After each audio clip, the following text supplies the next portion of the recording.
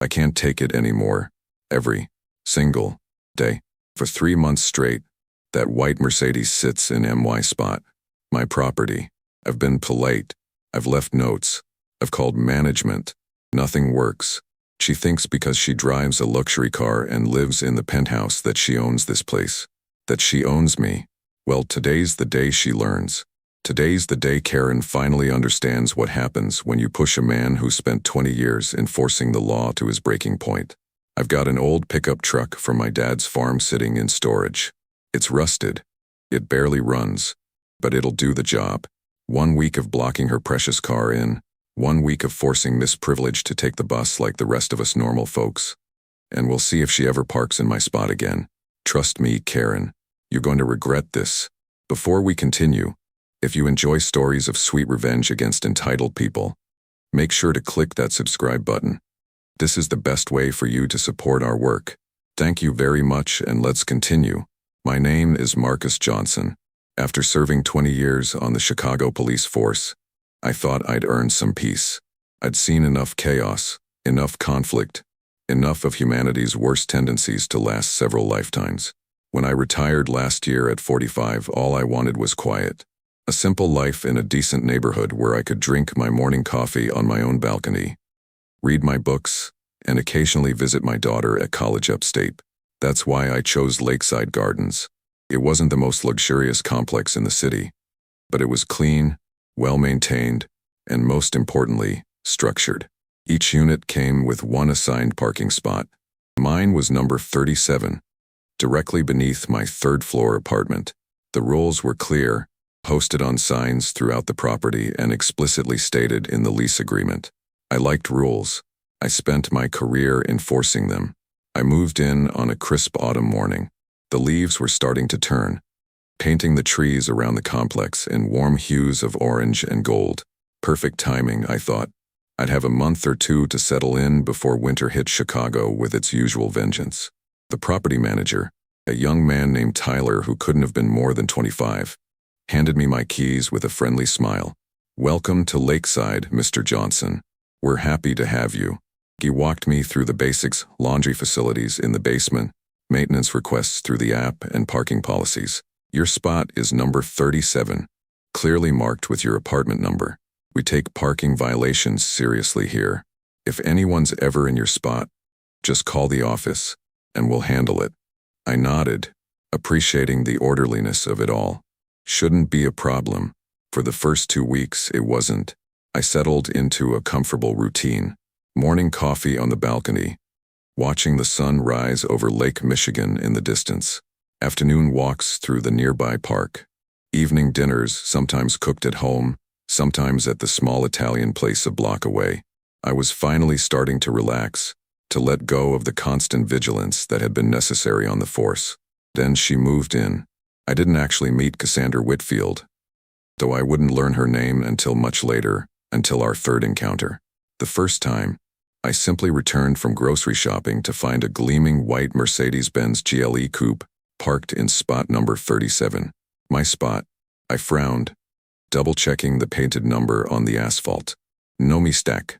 This was definitely my assigned parking space. I called the management office as instructed. "Lakeside Gardens, this is Tyler." "Tyler, it's Marcus Johnson in 3B. Someone's parked in my spot." "I'm sorry to hear that, Mr. Johnson. What kind of car is it?" "White Mercedes SUV. One of the expensive ones." There was a pause on the line. "Then, that's probably Ms. Whitfield from the penthouse. She just moved in last week. I'll give her a call right away and ask her to move it." I parked in a visitor spot and carried my groceries up to my apartment. An inconvenience, but easily resolved. Or so I thought. The next morning, the Mercedes was gone, and I gratefully parked in my spot. But when I returned from dinner that evening, there it was again, gleaming white paint reflecting the security lights, parked squarely in number 37. I called management again. Tyler apologized profusely. "I'm so sorry, Mr. Johnson. I spoke with Ms. Whitfield yesterday, and she assured me it wouldn't happen again." "Well, it has happened again. What's the next step here?" Tyler hesitated. "I'll call her immediately and leave another message." If this continues to be an issue, we can look into having the vehicle towed. But that's usually a last resort. I hung up, irritated but still confident the system would work. I spent my career believing in systems, in procedures. They existed for a reason. The third time it happened, 2 days later, was when I finally met Cassandra Whitfield face to face. I just returned from a doctor's appointment to find the Mercedes in my spot again. Instead of calling management, I decided to wait. I parked in a visitor spot, turned off my engine, and watched. 20 minutes later, the lobby doors opened, and a woman walked out. She caught my attention immediately, and not just because I was waiting for the owner of the Mercedes.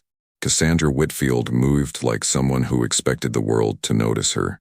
Tall and slim, dressed in a cream-colored pantsuit that probably cost more than my monthly pension.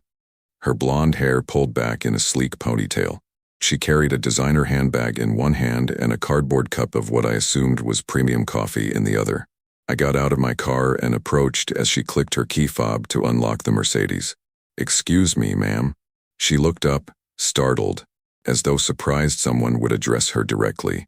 "Yes? Can I help you?" Her voice had the practiced politeness of someone who rarely meant the question. "You're parked in my assigned spot, number 37. It's been happening regularly, and I'd appreciate it if you'd use your own parking space."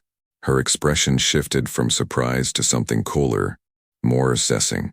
She looked me up and down, taking in my brown skin, my casual clothes, my 10-year-old Toyota, and something in her eyes changed.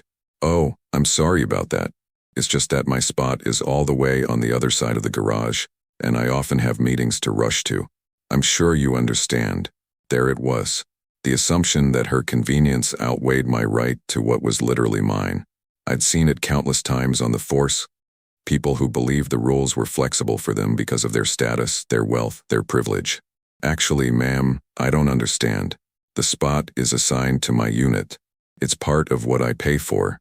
Her smile tightened. "Well, I'm running lead right now, but I'll keep that in mind for the future. Have a nice day." Before I could respond, she was in her car, closing the door on our conversation. The Mercedes backed out and drove away, leaving me standing there in the empty parking spot, feeling like I just experienced the most polite dismissal of my life. I called management again. This time, Tyler sounded genuinely uncomfortable. "I'm sorry, Mr. Johnson. I've spoken with Ms. Whitfield multiple times now. I've reminded her about the parking policy and the consequences for violations. And yet she keeps parking in my spot. What exactly are these consequences you've mentioned to her?" Tyler cleared his throat. "Well, after 3 violations, we can issue a formal warning. After 5, we can impose a fine. And if it continues beyond that, we can potentially begin eviction proceedings, though that's extremely rare. This is the 3rd violation I've reported. Will you be issuing that formal warning?" Another hesitation. "Yes, of course. I'll send it out today." But I was beginning to understand the real system at work here. Cassandra Whitfield lived in the penthouse, probably paying 3 times what I paid in rent. She drove an $80,000 car and carried a $5,000 handbag. The consequences Tyler mentioned would mean nothing to someone like her. A fine would be pocket change, a warning just a piece of paper to be ignored. For the next week, the pattern continued. Some days my spot would be free. Other days, usually when I needed to leave for an appointment or was returning with groceries or other packages, the white Mercedes would be there, gleaming like a middle finger pointed directly at me. I left a note on her windshield, printed neatly on cardstock. "This is parking spot number 37, assigned to Unit 3B. Please respect property assignments and park in your designated space. Thank you." The next day, I found the note torn in half, sitting on the hood of my Toyota. I reported each violation. Tyler's responses grew more strained, full of apologies but increasingly empty of action. Once, I asked to speak with the property owner. "Mr. Clarkson doesn't get involved in day-to-day management issues," Tyler explained. "But I assure you we're taking this seriously." After 2 weeks of this dance, I decided to go to her. The directory in the lobby told me C. Whitfield lived in penthouse A. I took the elevator to the top floor, straightening my shirt as I ascended. I'd put on a button-down and slacks, subconsciously wanting to present myself as professional, respectable. The fact that I felt I needed to dress up to be taken seriously made me even more determined. I knocked on her door at 7 p.m., figuring she'd be home from work but not yet out for the evening. She opened the door in yoga clothes, a glass of white wine in hand. Recognition and then annoyance flashed across her face. "Yes, Ms. Whitfield. I'm Marcus Johnson from 3B. I wanted to speak with you directly about the parking situation." She leaned against the doorframe, making no move to invite me in. "I thought we'd resolved that. I've been trying to be more mindful." "With all due respect, ma'am, you haven't. You've parked in my spot at least 8 times in the past 2 weeks. I've reported each incident to management." Something hardened in her expression. "Are you keeping a log? That seems a bit excessive." "What's excessive is having to repeatedly ask someone to follow basic rules that everyone else in the building manages to follow." She took a sip of her wine, studying me over the rim of her glass. "Look, Mr. Johnson, Mr. Johnson, I understand this is frustrating for you, but surely there's a simple solution. There are visitor spots all over the garage. When you find me in your spot, just park somewhere else. Problem solved." I stared at her, momentarily speechless at the audacity. Those spots are for visitors, not residents. And more importantly, spot number 37 is assigned to me. It's part of my lease agreement. She sighed, as if I were being deliberately obtuse. "I have back issues from a car accident last year. My physical therapist recommends I limit how far I walk, especially carrying things. My assigned spot is at the far end of the garage. Yours is much closer to the elevator. If you have a medical need, you should request an accessible spot for management. They can't just give you mine." Her posture shifted, a subtle straightening that somehow made her seem taller. "Do you know who I am, Mr. Johnson?" The question caught me off guard. "You're the person who keeps parking in my spot. I'm Cassandra Whitfield. My father is Richard Whitfield of Whitfield Development, the company that, among other properties, owns Lakeside Gardens." And there it was, the real reason Tyler had been so hesitant, why the formal warning had never materialized, why nothing had changed despite my complaints. "That doesn't give you the right to take what isn't yours." She smiled, but it didn't reach her eyes. "I'm not taking anything. I'm occasionally using a resource that seems to matter a great deal more to you than it does to me. Now, if you'll excuse me, I have a conference call in 5 minutes." The door closed in my face before I could respond. I walked back to the elevator, my face burning with a combination of anger and humiliation I hadn't felt since my early days on the force, when certain fellow officers had made it clear they didn't think I belonged. By the time I reached my apartment, my hands were shaking. I poured myself 2 fingers of bourbon and stepped out onto my balcony. The sunset painted the sky in brilliant pinks and oranges, but I barely noticed. All I could see was Cassandra Whitfield's smug smile. All I could hear was her dismissive tone. "Do you know who I am?" Yes, I did now. She was exactly the type of person I'd encountered throughout my career, someone who believed rules were for other people, who used their connections or their money or their privilege as a shield against consequences. On the force, I'd prided myself on treating everyone equally. Rich or poor, white or black or brown, everyone answered to the same law. At least, that was what I'd told myself. Reality had often proven more complicated, more compromised. How many times had charges been dropped against someone with connections? How many times had a colleague suggested we cut some slack to the son of a businessman, the daughter of a politician? I'd fought against it where I could, but the system was bigger than any one officer. Eventually, it wore you down. That weariness, that disillusionment, was partly why I'd retired early. And now here it was again, following me into retirement. The same old story playing out in a new setting. I finished my bourbon and made a decision. If the official channels wouldn't work, I'd find another way. Not outside the law. I'd spent too long upholding it to break it now. But perhaps outside the usual procedures. For 20 years, I'd watched the powerful assume they could take what they wanted without consequence. For 20 years, I'd felt the impotent frustration of trying to work within a system that bent for some and remained rigid for others. Not this time. This time, Cassandra Whitfield would learn that some people push back. The plan came to me that night as I lay awake, staring at the ceiling. My father had been a farmer in southern Illinois before he passed away 5 years ago. Among the things I'd inherited but never quite gotten around to selling was his old Ford pickup truck, a 1987 F-150. Once red but now more rust and paint. It ran barely, but I kept it maintained enough to be legal. It sat in a storage facility a few miles away, taking up space and costing me $150 a month that I could have saved by selling it. But something had always stopped me. It was the last piece of my father I had, tangible proof of his decades of hard work. Now, finally, that old truck would serve a purpose. The next morning was Saturday. I woke early, called a rideshare to take me to the storage facility, and drove the old pickup back to Lakeside Gardens. As expected, the white Mercedes was parked in my spot. Ms. Whitfield rarely seemed to leave before 10 a.m. on weekends. I pulled the truck up directly behind her car, positioning it carefully so that it blocked the Mercedes completely. There was no way she could back out with my truck sitting there. I made sure to leave enough room for other cars to pass by in the driving lane. I wasn't looking to inconvenience everyone, just one very specific person.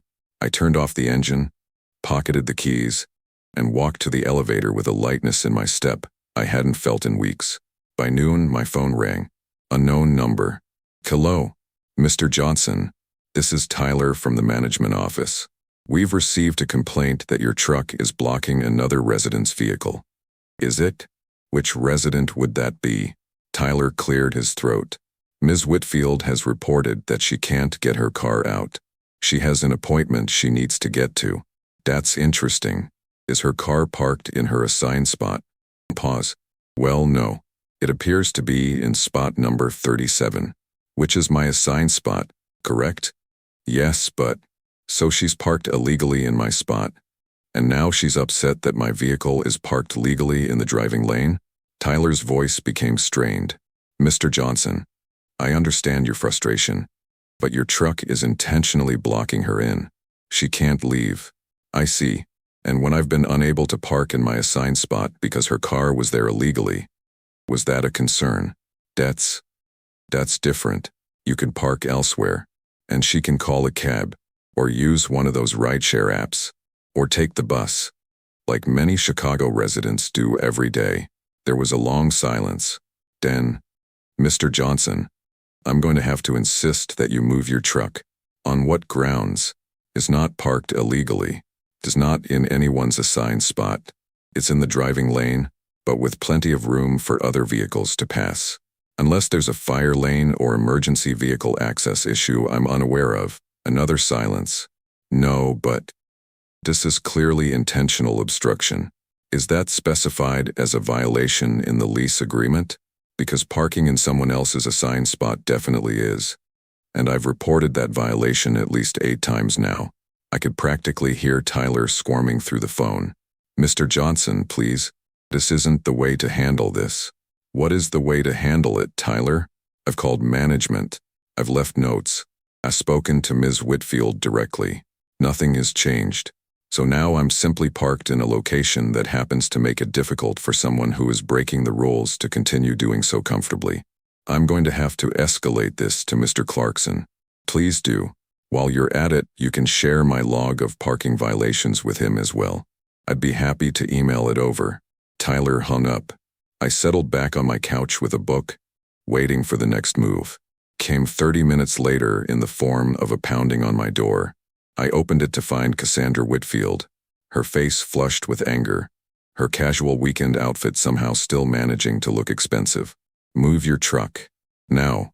No preamble. No pretense of politeness. I leaned against my doorframe, mirroring her posture from our last encounter. Good afternoon, Ms. Whitfield. Is there a problem?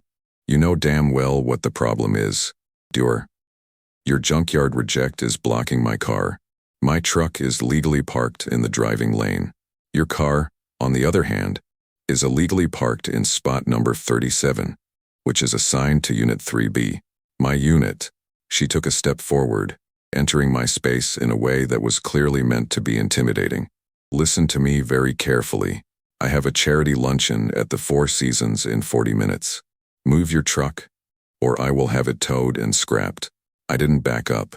20 years as a cop in Chicago had put me face to face with people far more intimidating than an angry socialite.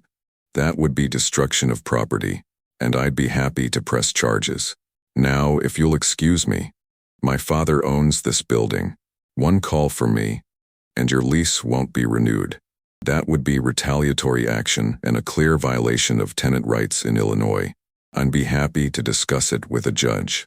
I began to close the door. Have a nice day, Ms. Whitfield. Wait. She put her hand on the door, stopping it. The anger in her face had been joined by something else, disbelief. I recognized it immediately. It was the look of someone who was not accustomed to being refused, to having their will thwarted. You can't do this. I'm not doing anything except parking my legally registered vehicle in a common area of the property. If that creates an inconvenience for you, perhaps you should consider using your assigned parking spot in the future. I'll call the police. I smiled at that. Please do. I'm sure they'd be very interested to hear about this situation. In fact, I know several officers in this precinct personally. I'd be happy to give you their direct numbers. She stared at me for a long moment, and I could almost see the calculations happening behind her eyes. Call the police and potentially have them side with me? Try to leverage her father's ownership of the building and risk legal action? Or just move her damn car? Without another word, she spun on her heel and stalked toward the elevator. I closed my door, heart pounding despite my outward calm. The confrontation had awakened old instincts, old adrenaline pathways. I poured myself a glass of water and went back to my book, though the words swam on the page unread. An hour later, my phone rang again. Tyler. Mr. Johnson, Ms. Whitfield has moved her vehicle from your spot. Would you please move your truck now? Of course, Tyler. Right away. I drove the old pickup back to storage that afternoon, but I kept the idea in my back pocket, a card I could play again if needed. The next morning, I half expected to find the white Mercedes in my spot again, perhaps accompanied by a boot on my Toyota or some other retaliatory measure. But spot number 37 was empty. I parked, noting with satisfaction how perfectly my car fit within the painted lines. For 3 days, my spot remained mine. I began to hope that perhaps the message had been received, that the simple inconvenience of being blocked in had accomplished what weeks of complaints could not. On the 4th day, I returned from the grocery store to find the white Mercedes in my spot again. This time, I didn't call management. I didn't leave a note. I simply turned around, drove back to the storage facility, and retrieved my father's old truck. Once again, I positioned it carefully behind the Mercedes, blocking it in without impeding other traffic. Then I went upstairs, put away my groceries, and waited. The call from management came faster this time. Mr. Johnson, we discussed this. You need to move your truck immediately. Has Ms. Whitfield moved her car from my spot? The sigh. No, but then I'm afraid my truck is going to stay right where it is. This is becoming harassment, Mr. Johnson. The building owner is aware that his daughter is repeatedly violating the terms of her lease by parking in another resident's assigned spot. Excellent. I'm glad Mr. Whitfield is being kept informed. Perhaps he can explain to Ms. Whitfield that her actions have consequences, even if those consequences aren't coming from management. Tyler's voice hardened. This isn't how civilized people resolve disputes. I agree. Civilized people follow rules and respect other people's property. If Ms. Whitfield would like to start doing that, I'd be happy to move my truck immediately. I hung up and turned off my phone. I had no interest in fielding angry calls from Cassandra or further pleas from Tyler. Instead, I settled in for a quiet evening at home. The next morning, I turned my phone back on to find 7 missed calls, 3 from Tyler, 4 from unknown numbers that I assumed were Cassandra. There were also several texts from Tyler, increasing in urgency, asking me to move my truck. I went down to the garage. The Mercedes and my truck were exactly as I'd left them. I got in the pickup, started it with a roar that echoed through the concrete structure, and backed it out just enough to give the Mercedes room to exit. Then I parked it properly in a visitor's spot, locked it, and went back upstairs. An hour later, I watched from my window as Cassandra emerged from the building, got in her car, and drove away. I went down and moved my own car into spot number 37, then returned the pickup to storage. That evening, my spot was still open when I returned from dinner, and the next day, and the day after that, for a full week, I had no issues with parking. I began to think perhaps the matter was finally resolved. Then, on a rainy Tuesday, I came home to find the white Mercedes in my spot again. This time, instead of immediately retrieving my truck, I went upstairs to my apartment and sat down at my computer. I had maintained detailed records of every incident, dates, times, photos taken with my phone showing the Mercedes in my spot, logs of my calls to management. I compiled it all into a single document, added a formal letter outlining the ongoing issue and management's failure to enforce the lease terms, and printed 3 copies. One I mailed to the corporate headquarters of Whitfield Development. One I hand-delivered to the management office, insisting that Tyler sign a receipt acknowledging he'd received it. And the third I kept for my own records. Only then did I retrieve my truck and block in the Mercedes once again. This time, the response was different. My phone rang at 8 p.m. An unknown number. Is this Marcus Johnson? A man's voice, deep and authoritative. Yes, it is. This is Richard Whitfield. I understand you've been having some issues with my daughter. I sat up straighter, though he couldn't see me. Good evening, Mr. Whitfield. I've been having issues with one of your tenants repeatedly parking in my assigned spot. Yes. And your solution is to block her in with some old truck? My solution was to call management, leave notes, and speak with Ms. Whitfield directly. When those avenues failed to resolve the issue, I found an alternative approach that seemed to get her attention. There was a pause, then what sounded almost like a chuckle. You're the ex-cop, right? The question surprised me. Yes. I retired from the Chicago PD last year. 20 years on the force? That's right. Another pause. My head of security is ex-CPD. When your name came up, he recognized it. Said you were one of the good ones. Straight arrow. Tough but fair. I wasn't sure how to respond to that. I tried to be. Look, Mr. Johnson, I appreciate a man who stands his ground, but this situation has gotten out of hand. My daughter is, well, she's accustomed to certain privileges. That doesn't excuse her behavior, but it might explain it. With all due respect, sir, understanding why someone breaks the rules doesn't change the fact that they're breaking them. This time, the chuckle was unmistakable. No, it doesn't. I've spoken with Cassandra. She won't be parking in your spot again. And I've instructed the property manager to ensure all parking violations are handled according to policy from now on, regardless of who the violator is. I appreciate that. Would you be willing to move your truck tonight? Cassandra has plans, and while I'm tempted to let her deal with the consequences of her actions, I am her father. I considered it. I'll move it right away, Mr. Whitfield. Thank you. And Mr. Johnson, I respect a man who doesn't back down, even when it would be easier. If you ever decide you're looking for work in private security, give my office a call. Before I could respond, he'd hung up. I went down and moved my truck, then drove it back to storage. When I returned, the Mercedes was gone, and spot number 37 was empty. The next day, I noticed something had changed in the garage. A new sign had been posted near the entrance. Parking violation policy. First offense warning. Second offense $100 fine. Third offense vehicle will be towed at owner's expense. No excepción punto. I never found the Mercedes in my spot again. Occasionally, I would see Cassandra in the lobby or the elevator. She never spoke to me, but her eyes would narrow slightly, a silent acknowledgement of our conflict and its resolution. 2 months later, I received a letter from the management company. The rent for my unit would not be increasing upon renewal of my lease, despite increases for all other units in the building. The letter cited my valuable contributions to the Lakeside Gardens community as the reason. I smiled as I read it, recognizing it for what it was, Richard Whitfield's way of acknowledging that I'd been right, and perhaps his way of apologizing